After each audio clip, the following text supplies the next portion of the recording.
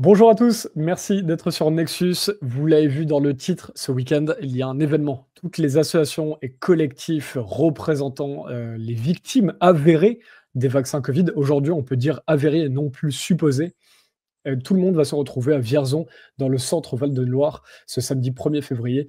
Toutes ces organisations représentent plusieurs milliers de victimes. Certains ont déjà perdu des proches qui étaient en bonne santé avant le vaccin. Ils demandent à être écoutés. Il y a eu des rapports qui ont été donnés aux autorités de santé, mais pour l'instant, trop peu d'autorités, trop peu d'institutions ne leur donnent la parole. Ils seront donc à Vierzon, où vous pourrez les suivre aussi pour ceux qui ne peuvent pas se déplacer. Vous pourrez suivre cet événement directement sur les réseaux de l'association Chair à tout cœur qui organise ça. On a la chance d'être avec aujourd'hui une des organisatrices, la secrétaire de l'association Chair à tout cœur, Muriel, qui est avec nous, et Frédéric Beltra aussi qui va parler, que vous connaissez bien, qui est président de l'association Verity France. Bonjour à vous deux. Muriel, qu'est-ce que ça représente pour vous, cette réunion finalement des représentants de victimes ce week-end? Alors bonjour Romain, merci de nous avoir invités et de parler de l'événement du 1er février. Donc en fait, ce n'est pas que des associations et collectifs de victimes, il y en a, la majorité sont là.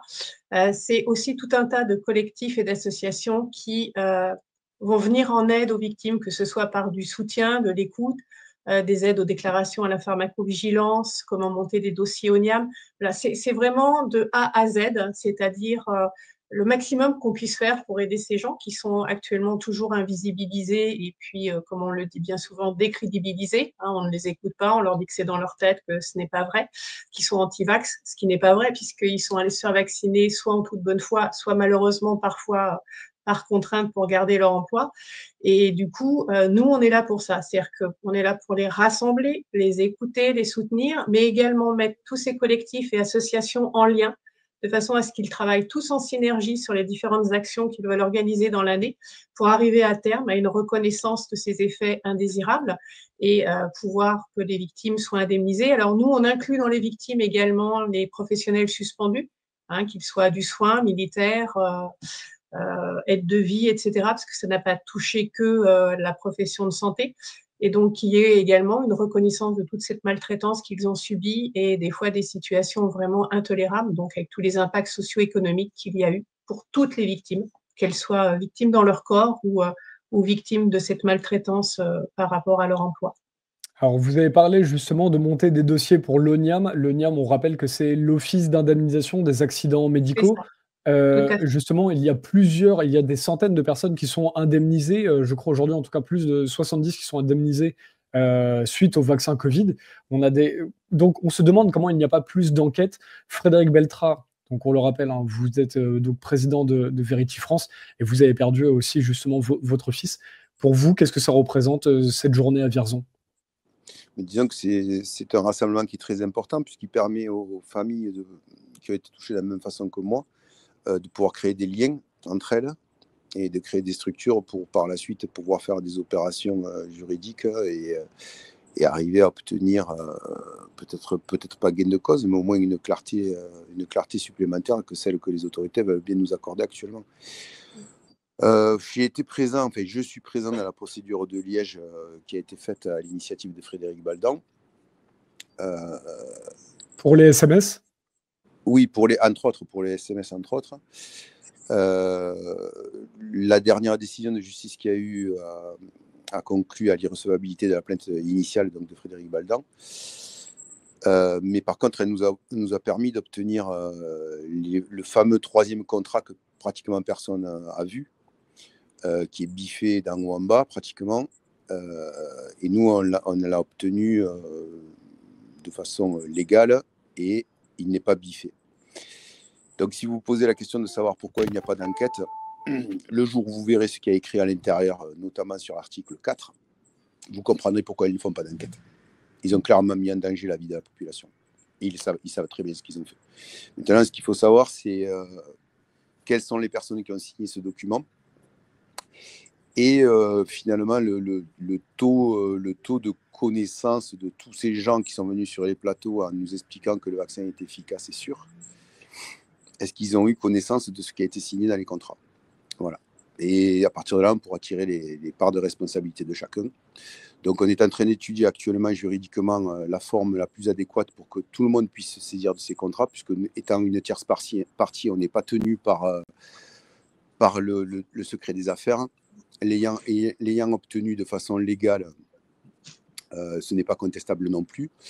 Donc, on est surtout en train d'étudier de la façon dont tout le monde va pouvoir le prendre pour ou attaquer ou se défendre dans les dossiers médicaux, parce que avec ce qui est marqué à l'intérieur, je languis de voir comment les experts vont expliquer que ça ne peut pas provenir du vaccin. Donc, on attend, on est en train de... Il n'y a rien qui presse. Maintenant, le plus dur au travers de cette procédure a été obtenu, c'est-à-dire obtenir des contrats que personne n'avait vus. Quand on les lit, c'est très mystérieux d'arriver à comprendre ne serait-ce qu'une certaine forme d'intérêt public pour la santé. Ce qu'ils ont signé est incompréhensible dans le but de dire je vais sauver des gens avec ce produit-là. Donc, on va voir. Maintenant, il y a des juristes qui sont en train de travailler sur cette approche-là et de voir de quelle façon on peut faire pour que ce soit le plus utile pour l'ensemble de la population. Et surtout pour que les gens sachent vraiment ce qui s'est tramé derrière ça. Donc, c'est ce qui explique que vous n'avez pas d'enquête, vous n'en aurez jamais, parce qu'ils ont des parts de responsabilité qui sont énormes dedans. Il faut savoir que ce contrat a été signé le 20 mai 2021 pour 900 millions de doses. Et que, sans en dire trop, moi-même, quand j'ai lu les clauses, je me suis dit, quelle est la personne qui a la responsabilité publique qui a pu signer un tel document? Voilà. Donc maintenant, attendre une quelconque enquête ou une quelconque saisie de la justice de la part des gens qui ont fait ça et qui l'ont signé, c'est complètement utopique. Tant qu'on n'aura pas de changement au niveau de la direction de l'État, il ne se passera absolument rien, puisque ce sont ces gens qui ont écrit ces documents, qui les ont signés, qui les ont validés. Aller se heurter sur des murs de justice sur lesquels ils ont encore la même mise et où ils ont une capacité d'influence de la justice, c'est complètement inutile. Je pense que la puissance de l'opinion publique, une fois qu'elle a reconnaissance de ces documents, sera telle qu'on sera obligé d'être face à un changement radical du fonctionnement de notre société, française tout du moins. Il va y avoir des documents certainement qui arriveront des États-Unis dans pas longtemps avec le changement politique qu'il y a eu, alors bien ou mauvais, ça c'est une autre chose, mais le tout est, c'est que ça permettra d'avoir accès à des documents qui étaient classés et auxquels le grand public n'a pas eu accès pour pouvoir connaître ce qui s'est réellement passé avec cette folie de produits nouveaux qui a été injecté dans 84,5% exactement de la population européenne, c'est-à-dire 84,5% de la population européenne a reçu officiellement au moins une dose de ce produit plus qu'aventureux. Donc il va y avoir forcément des conséquences à long terme, comme les vaccins d'ailleurs. Il y aura des conséquences à long terme dans le fonctionnement de notre société. On n'a pas encore commencé les changements qui vont s'opérer parce qu'ils sont obligatoires à la vue de ce qui a été écrit dans ces documents. Alors justement, donc là, il faut bien rappeler, hein, les contrats dont vous parlez, c'est que justement, Frédéric Baldor a obtenu au travers de sa procédure pour essayer d'obtenir les SMS qu'Ursula von der Leyen, la présidente de la Commission européenne, a échangé avec le président de Pfizer, Albert Bourla, pour négocier ces contrats. Les contrats étaient toujours caviardés, c'est-à-dire on voyait que du noir sur les éléments importants. Là, Frédéric Baldor a obtenu la copie non censurée de ces contrats. Donc c'est une bonne nouvelle, c'est de ça dont vous êtes en train de parler. Il n'y a pas que ça. On parle des contrats comme étant un élément central, bien sûr, puisque personne n'avait eu accès aux conditions d'obtention de ce produit qui a été injecté, donc, comme j'ai dit, dans 84% de la population. Mais au-delà de ça, dans cette procédure, il y a une enquête qui a été faite par un juge d'instruction pendant 18 mois et par des services de police belges qui démontrent qu'il y a clairement des malversations qui ont été effectuées. Alors, l'irrecevabilité a été faite sur la forme de la saisie de la plainte, mais elle ne remet en cause jamais les délits qui ont été commis par la présidente de la Commission européenne. Donc ça n'a pas été jugé sur le fond, ça a été jugé juste sur la structure même du dépôt de plainte. Donc maintenant, on est fort en gros d'une enquête de 18 mois faite par des services compétents de police qui ont amené énormément d'éléments à l'intérieur. Donc la procédure fait quand même 5000 pages, donc c'est quand même un dossier assez colossal. Donc on a tous ces éléments qui ont été faits par des services officiels d'enquête qui démontrent que Mme von der Leyen, elle n'est pas aussi claire que ce qu'elle veut le prétendre médiatiquement et publiquement. Et ensuite, on a enfin obtenu des contrats avec les annexes des contrats Et surtout, c'est le contrat définitif, c'est-à-dire c'est celui qui valide l'achat du produit dans les conditions telles qu'il est présenté par le producteur. Et sans en dire trop, ça va quand même un peu, pas un peu, ça va radicalement à l'inverse de ce qui a été annoncé publiquement le jour même par des communiqués de presse. Donc, il va falloir qu'ils nous expliquent tout ça.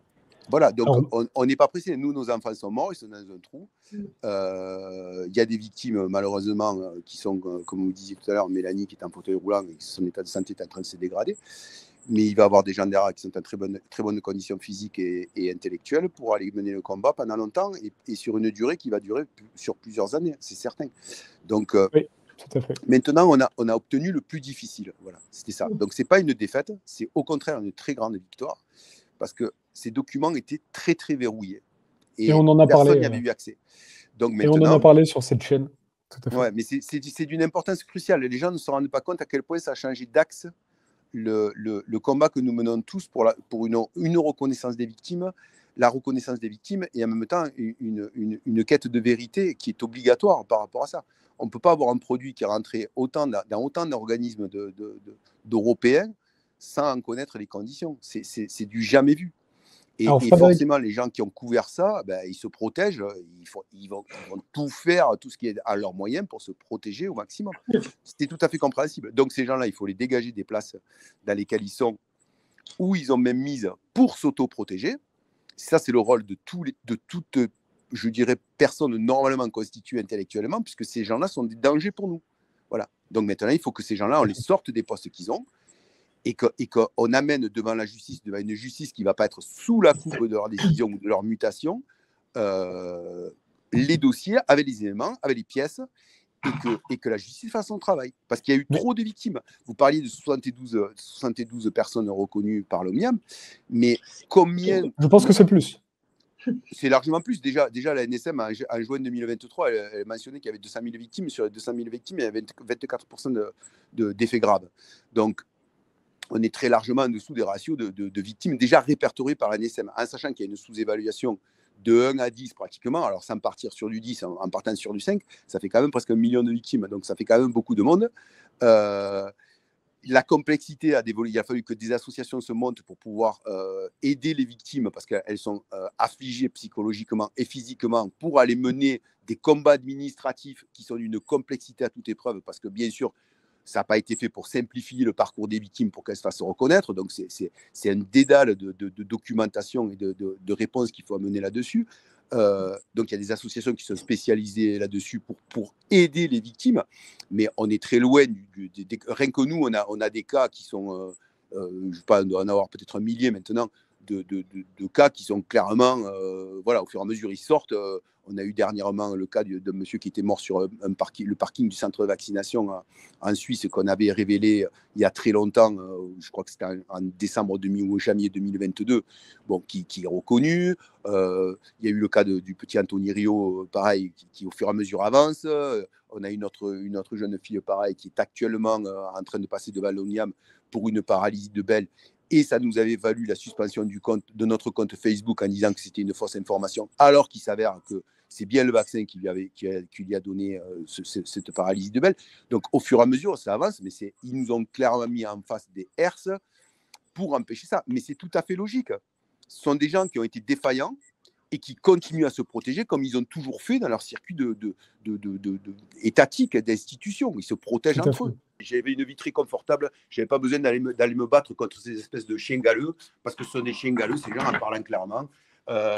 Et vraiment, il faut vraiment que tout le monde prenne la mesure de la dangerosité de ces gens-là. Moi, j'ai lu les contrats. Je peux vous dire un truc, quand vous allez les lire, vous allez voir que ce sont des gens d'une perversion totale. Voilà. Donc maintenant, c'est au rôle de chaque Français maintenant, à un moment donné, d'assumer. Nous, on l'a fait en partant du pied de la tombe de nos enfants.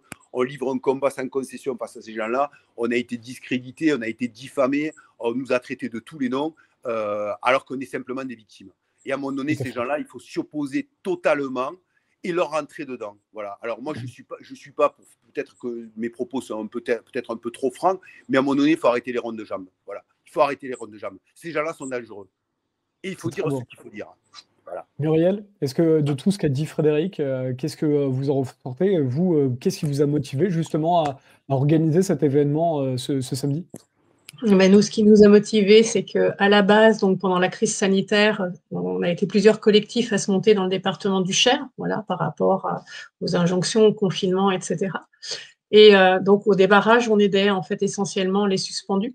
Moi, pour ma part, j'étais hospitalière, j'ai pas l'étiquette suspendue, mais voilà, j'ai fait une énorme dépression nerveuse et je n'ai jamais pu remettre les pieds en milieu hospitalier par rapport à toute cette violence que les professionnels de santé ont subie et autres, puisqu'il y a plein d'autres secteurs qui ont été devant la même obligation. Et au fur et à mesure, on a vu effectivement ces victimes arriver et on a pris conscience qu'en fait, ce n'était pas deux combats séparés, mais que c'était bien le même combat de victimes de la crise sanitaire. Alors, les impacts ne sont pas les mêmes, quoique nous, on a eu quand même des suicidés hein, parmi tous ces professionnels suspendus. Quand on se retrouve 20 mois sans aucune ressource, je vous laisse imaginer comment faire pour arriver à manger, payer sa facture. Il y en a qui ont vendu leur maison, il y en a qui se sont retrouvés dans des voitures avec leurs enfants. Il y en a qui sont venus, voilà, on faisait des collectes alimentaires. Donc vraiment, il y a vraiment une violence d'État par rapport à ces gens.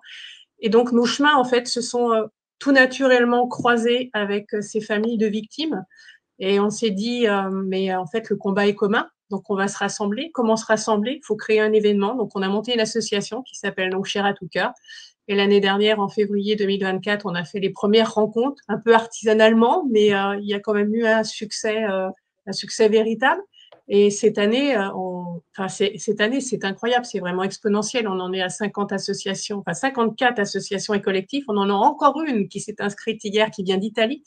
Voilà, on est à l'international puisqu'on a 8 pays étrangers qui vont être présents, soit par vidéo enregistrée, soit en présentiel. Donc, il y a vraiment une demande de création de liens national et international. Donc, Waouh! on est actuellement, sans les visiteurs, on est déjà plus de 300. Donc, ça vous laisse imaginer l'exponentiel par rapport à l'année dernière, le Les besoin. pays, qu'est-ce qu'on a en plus de Alors, l'Italie et de la France? on a l'Allemagne. Alors, je vais essayer de me rappeler dans le bon sens. On a l'Irlande, on a les Pays-Bas, on a l'Allemagne, l'Autriche, l'Italie. On a également quelqu'un, alors qui n'est pas d'un collectif, mais qui est une anthropologue brésilienne qui était venue l'année dernière et qui revient spécialement cette année. Et je crois que j'oublie. Et on a la Belgique qui est à nouveau là. Donc, en fait, ils vont témoigner à leur niveau de ce qui se passe dans leur pays, parce que bien souvent, on est centré sur la France, et comme la France, il y a un gros couvercle dessus, on ne sait pas ce qui se passe. Donc, ça va permettre de prendre un petit peu la température de comment ça avance à l'étranger, où ils en sont de la situation par rapport à l'obligation vaccinale, la prise en charge des victimes, le comportement des politiques. Donc, voilà. Et puis, en fait, oui, il y a une véritable synergie, une volonté de travailler ensemble. Et comme dit Frédéric, de faire émerger la vérité et puis tomber tous ces gens qui ont pris des décisions pour nous, contre nous, quelque part, parce qu'il y en a qui le payent très chèrement voilà, aujourd'hui, et les mettre devant leurs responsabilités. Voilà, on ne prend pas des décisions pour la population en étant complètement à l'abri de toutes les répercussions que ça peut avoir, surtout si Frédéric dit qu'il savait très bien ce qu'il faisait, et on en est tout à fait convaincus, nous, en tout cas. Ben, ce sera un plaisir. Et donc, tout le monde pourra venir à Vierzon le samedi 1er février. C'est ouvert au public. Et sinon, comment les gens peuvent suivre la diffusion Alors, tout le à jour fait. même? Ouais. Alors, la journée donc, du 1er février est ouverte au public de 9 h à 18 h. Nos équipes techniques travaillent pour effectivement pouvoir proposer des streamings sur certaines interventions, puisqu'il faut savoir que ce sont 2 auditoriums et 3 salles qui vont tourner en même temps sur différents sujets. Donc, vous ne pourrez pas tout suivre en même temps, malheureusement. Le programme est très dense. Hein. Il y a eu beaucoup de demandes voilà, sur des sujets très différents. Mais vous pourrez déjà suivre. Il y aura des replays, bien sûr, après. Et puis, on a la chance d'avoir, comme vous, plein de médias partenaires, des petits médias indépendants ou plus importants qui vont couvrir l'événement en présentiel. Voilà, reportages, interviews, etc.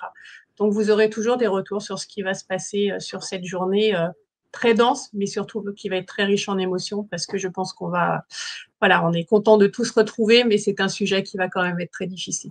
Et c'est ça que je trouve fascinant dans l'organisation de Vierzon, c'est que les gens justement de l'association dépassent parfois, j'ai été en contact avec les techniciens qui organisent cette diffusion, Ce sont des gens qui se disent bon, j'ai envie de pouvoir aider, je prends la caméra. Il y a notamment Samuel comme ça, et qui il faut rendre hommage. Ce sont des gens qui se démènent forcément et qui bloquent, qui cassent les obstacles pour pouvoir justement venir filer un coup de main autant que faire se peut. Merci à vous pour cette vidéo, Frédéric, justement de tout ce qui a été dit et cette réunion à l'international, que des personnes de plusieurs pays viennent, et cette communion avec comment dire, plusieurs, enfin des gens au-delà des frontières. Qu'est-ce que ça représente pour vous? Est-ce que ça vous donne un vrai espoir? On a compris que vous étiez tellement déçus, vous n'aviez pas d'attente, mais voilà, qu'est-ce que les gens peuvent attendre pour demain, peut-être? Disons que le fait qu'il y ait plusieurs pays qui se réunissent, c'est tout à fait normal. Et encore une fois, on n'est qu'au début de la tendance, puisqu'ils ont trouvé l'intelligence de mettre un produit novateur, enfin novateur ou pas novateur du tout, parce que c'est peut-être une énorme connerie, pratiquement dans l'ensemble de la population mondiale. Donc, on est qu'au début de la chose. L'année dernière à Vierzon, je crois que de mémoire, il y avait encore des gens bien pensants qui avaient fait la démarche d'essayer de faire supprimer auprès de la mairie, de faire interdire la salle, si je ne me trompe pas. Oui, Il me semble de mémoire qu'il y avait eu un truc dans ce style-là. Donc tout ça, c'est tout à fait normal. Ah, on a une coupure de... Ouais. Souvent, ça arrive, ça appelle le cassette fois des gens, je ne sais pas pourquoi. Et donc, enfin bref, donc oui, c'est tout à fait normal, que ça s'élargisse au fur et à mesure. Qui est de plus en plus d'associations qui se créent. D'ailleurs, nous, c'était le souhait qu'on avait au début quand on a commencé notre association. Sur les premières victimes qui nous rejoignaient, on ne leur disait pas qu'ils voulaient, enfin, on ne souhaitait pas finalement qu'ils adhèrent chez nous. Ce qu'on voulait, c'était qu'ils créent leurs propres associations pour qu'on puisse avoir un poids et que surtout l'État et les institutions voient qu'il y avait un impact pratiquement dans toutes les régions. Donc, c'est très bien que maintenant il y ait 50 associations. J'espère que l'année prochaine, le chiffre doublera. Enfin, finalement, on espère que ça double, mais c'est quelque chose de malheureux parce qu'en vrai, nos associations n'auraient même pas dû exister. Bien sûr. Elles existent par l'inconséquence de ces gens. Mais on n'aurait jamais dû sortir de nos vies. Ce qui nous a été fait n'aurait jamais dû être fait. Donc, on se retrouve, comme je vous ai dit tout à l'heure, dans des combats finalement qu'on n'aurait jamais menés. On se retrouve à se connaître parce qu'on a vécu à peu près tous les mêmes drames. Tout à l'heure, vous parliez des gens qui ont été suspendus. Mais comment des pouvoirs publics sains qui veillent à leur population peuvent sortir des gens de leur activité professionnelle en sachant que le produit n'a pas été utilisé contre la transmission? Qui sont ces personnes qui décident de ces choses-là? Où on a vu qu'il y avait des soignantes qui s'étaient suicidées par rapport à ça, où ils ont traité les gens moins que rien. Et ils savaient pertinemment que la transmission n'avait pas été étudiée. Donc, on est sur des points qui sont complètement abjects de ces personnes-là. Donc, malheureusement, on est dans un combat comme ça, mais on y est involontairement. On n'aurait jamais dû y être. Si les décisions avaient été prises comme elles auraient dû être prises, il n'y aurait pas dû avoir tout ce qui s'est passé et tout le combat qu'on va être obligé de mener pendant des années, quoi. C'est un immense gâchis pour tout le monde. Moi, de devoir combattre contre des gens qui sont dans nos institutions, je vous dis franchement, ça me fait peine parce que moi, j'aime mon pays et de devoir me battre contre des gens qui finalement ne méritent pas de nous diriger, c'est quelque chose déjà de difficile à faire. Et du coup, là-dessus, alors je vais finir par deux petites questions, parce que pour Muriel, effectivement, c'est extrêmement intéressant de reparler de toutes ces... C'est pas de la censure, mais beaucoup d'associations ont souvent du mal, on leur interdit d'utiliser des salles pour organiser des événements de cette manière, alors qu'on parle de personnes qui ont perdu des membres de leur famille. Donc, que l'année dernière, Vierzon avait failli être annulé parce que les personnes, enfin des entités locales essayaient de faire fermer les salles. Ça, c'est quelque chose qui se produit plein de fois. Muriel, je vais vous redonner la parole là-dessus, mais juste Frédéric, juste par rapport à ce que vous êtes en train de dire, toutes les personnes qui sont peut-être dans le cas, ont perdu un proche comme vous, ont perdu un proche suite au vaccin Covid, mais ne sont pas bien sûrs, et puis leur médecin leur dit mais c'est dans votre tête, ça n'est pas vraiment le vaccin Covid. Non, non, alors ça c'est un effet qui est complètement en train de se dissiper. de penser que les gens qui ont des effets indésirables sont des fous. Maintenant, quand vous parlez avec des médecins, même généralistes, moi j'ai eu l'occasion, pas plus tard que la semaine dernière, de parler avec un médecin que je connais, qui était ce qu'on appelle entre guillemets pro-vax au démarrage. Au fur et à mesure que les informations arrivent, ils commencent à traiter clairement les victimes supposées d'effets secondaires de manière différente et ils commencent vraiment à les traiter de façon médicale en prenant en compte le facteur justement de la possibilité d'une intervention du vaccin dans les maladies qui sont déclenchées par la suite. Or, auparavant, ce n'était pas du tout fait. Donc, ça veut dire qu'au fur et à mesure, on avance sur ce terrain-là. C'est un terrain où les médecins qui ont vacciné au début, ils vont s'apercevoir très rapidement qu'ils ont été trompés sur la qualité du produit qu'ils ont injecté aux populations. Et donc, à partir de là, il y aura encore un nouveau basculement où je pense qu'ils épouseront à bras le corps les victimes qui arriveront en disant qu'ils supposent que ça peut provenir du vaccin. Et ce nouveau facteur va rentrer en ligne de compte dans les diagnostics médicaux qui seront faits dans les années qui arrivent. Et c'est tout à fait logique parce qu'au début, ils étaient complètement aveugles, donc ils ont reproduit comme des perroquets ce que les menteurs nous disaient à la télévision. Donc maintenant, il y a la logique qui revient, l'intelligence de terrain qui revient aussi, la reproduction des cas aussi dans les cabinets où les médecins, quand ils reçoivent 10 personnes qui sont dans les mêmes cas, ils commencent eux-mêmes à se poser la question. Donc il y a une avancée qui est en train de se faire incontestablement dans l'appréhension même des victimes d'effets indésirables. C'est un travail commun qu'on fait tous. En faisant libérer des informations qui sont justement gardées secrètes ou en travaillant sur des dossiers, en allant approfondir comme certains le font parce qu'ils sont spécialisés là-dedans, sur des interprétations de documents scientifiques qui ont été publiés. Il y a la recherche scientifique qui continue où vous avez un nombre incalculable d'équipes dans le monde qui sont en train de travailler et d'essayer de trouver les effets qu'a ce produit dans notre organisme. Donc, chaque jour, pratiquement, il sort des nouvelles publications à ce sujet-là. Donc, au fur et à mesure, forcément, ça fait avancer la connaissance. Mais ça n'enlève pas que le point de départ de faire injecter dans pratiquement l'ensemble de la population un produit dont on ne connaissait rien, c'était une folie complète et il faut que ces gens-là nous rendent des comptes. Ouais, c'est passionnant et tant mieux qu'il y ait une évolution à ce niveau-là, c'est agréable de l'entendre et il faut rappeler d'ailleurs là-dessus, que les pharmacovigilances ne peuvent justement attester aujourd'hui, il y a des papiers qui sortent sur plusieurs maladies, des pharmacovigilances qui attestent du lien entre la vaccination et la maladie, développée et que cela se fait ce papier ce travail avec la pharmacovigilance ne peut être là, fait c'est qu'au pareil. travail Moi, j'ai des vu les médecins. contrats, il va falloir qu'ils nous expliquent comment ils ont fait une pharmacovigilance très rapprochée. Ça, c'est pareil. Quand vous allez avoir les contrats, vous allez rigoler. Donc, il va falloir qu'ils nous expliquent comment ils ont fait pour faire la traçabilité sur le produit. Incroyable. Merci en tout cas, Ah ouais, c'est Frédéric. incroyable. Je vous garantis, vous n'êtes pas au bout de vos surprises.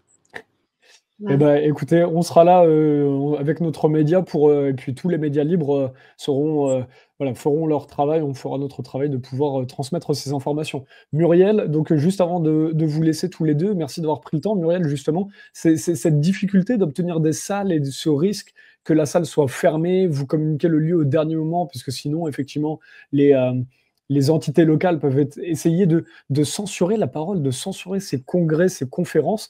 Qu'est-ce que vous pouvez, quel est votre regard sur ce phénomène? Notre regard, c'est qu'effectivement, on l'a vécu, mais vraiment vécu l'année dernière, c'est-à-dire que ça a été annulé la veille. On nous a appelés en dernière minute en nous disant que non, c'était pas possible. Et donc, pour quelle raison? Je pense qu'on dérangeait. Enfin, c'était un sujet qui était encore très épidermique. Voilà, on avait. La raison officielle. Qu'est-ce que vous disiez, la raison officielle? Qu'en fait, ils ne souhaitaient pas qu'on tienne ces rencontres, voilà, parce que en gros, ça allait déranger. Mais en fait, ils ont subi. Alors, c'est pas que des pressions locales. Il y a eu des pressions, voilà, parce que c'est la communauté de communes, c'est un lieu public qui nous loue le centre de congrès, et donc ils ont subi des pressions. Donc, ils ont annulé et on a réagi, nous, en face, en tant que citoyens, c'est-à-dire qu'on a mobilisé tous les collectifs, toutes les associations qui venaient, les différents membres qui ont contacté la communauté de communes en disant qu'en fait, on était là pour des gens qui souffraient. On n'était pas là pour mettre le bazar, on était vraiment là en soutien. Et donc, à 18h30, ça doit être à peu près ça, on a été rappelé en disant que finalement, on nous autorisait à tenir nos rencontres qui se sont très bien passées, il n'y a pas eu de soucis.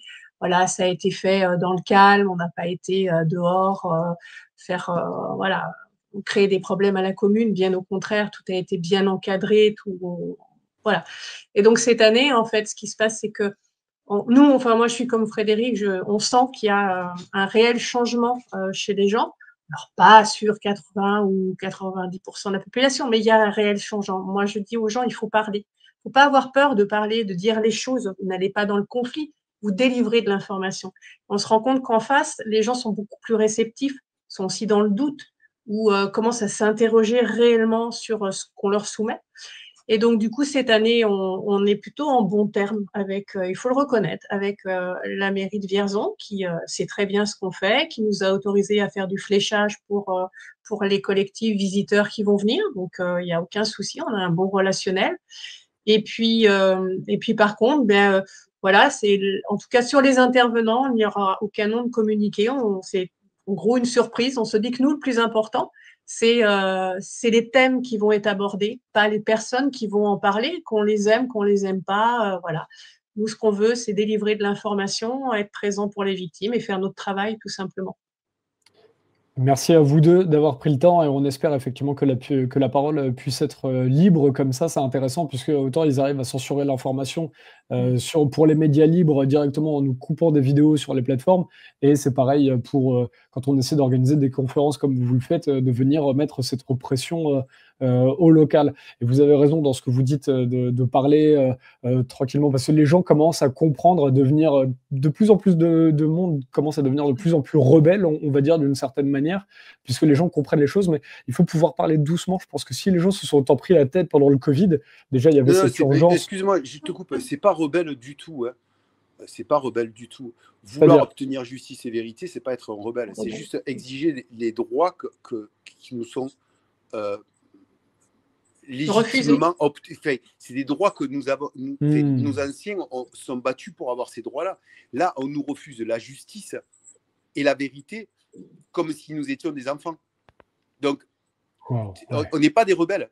On est juste dans une normalité que ceux qui nous empêchent d'avoir accès à ces éléments-là, eux n'y sont plus. C'est pas être rebelle ce qu'on fait. Ce qu'on fait, c'est être juste normaux. C'est eux qui ne le sont plus. Faut pas se mettre des termes qu'on n'a pas. Moi, je suis pas rebelle pour dessous. Hein. Alors, je le disais pas pour vous. C'est les droits qui me sont propres en tant qu'individu. C'est très important de le préciser. Parce que c'est exactement de la même acabit que quand ils nous traitaient d'antivax alors que nous étions vaccinés. C'est juste des inversions de position. Hein. Il faut recaler les choses. Pardon si j'étais maladroit dans mes propos. Non, c'est pas maladroit, du travail de... Il y a beaucoup de gens après qui peuvent utiliser le terme en disant mais ce sont des rebelles. Moi, je ne suis pas rebelle pour un centime. Hein. Moi, ce que je veux, c'est juste la vérité et la justice. C'est pas la même chose. Hein. Bien sûr. Je ne suis pas là, moi, pour aller faire une révolution. Hein. Je suis là pour obtenir ce que normalement, dans un État normalement constitué et intègre, je devrais avoir sans aucune difficulté. Or, qu'est-ce qu'on nous met en face? On nous met des herses. Et plus on nous met des herses, et plus forcément, on monte en agressivité. Ah, ça a coupé. Alors effectivement, je ne parlais pas de Frédéric Beltra ou des gens qui font ce travail-là à Verity France. Je parlais vraiment de comment est-ce qu'on on voit de plus en plus de gens qui ne remettaient pas les choses en question et qui le remettent aujourd'hui. Et je pense que c'est un travail de longue haleine, effectivement, puisque c'est un tel bouleversement parfois quand on se rend compte, effectivement, comme dit Frédéric Beltra, on refuse la justice à certaines personnes. Donc il faut pouvoir y aller de manière douce. Oui, en fait, il ne faut pas que les gens se sentent... on ne les montre pas du doigt. Chacun a pris sa décision, chacun a fait ce qu'il jugeait bon pour lui-même. Ce qu'on demande, c'est de pouvoir échanger, qu'on soit d'accord ou pas. Mais c'est surtout pas montrer du doigt en disant ceux-là ont eu tort, ceux-là c'est bien fait. On l'a trop entendu, trop vécu. Enfin, je veux dire, quand on faisait les collectes, on a été insultés en nous disant mais c'est bien fait, vous aviez qu'à vous faire... Voilà. On a eu trop de violence pour reproduire la même chose. On n'est pas dans ça. Comme dit Frédéric, on demande le droit de savoir et que la vérité soit mise au niveau du public et qu'ils se rendent compte de ce qu'il s'est passé. Tout à fait. Mais ce qu'on demande, c'est une évidence au final. C'est quelque chose qui devrait couler. Ça devrait être d'une simplicité complète.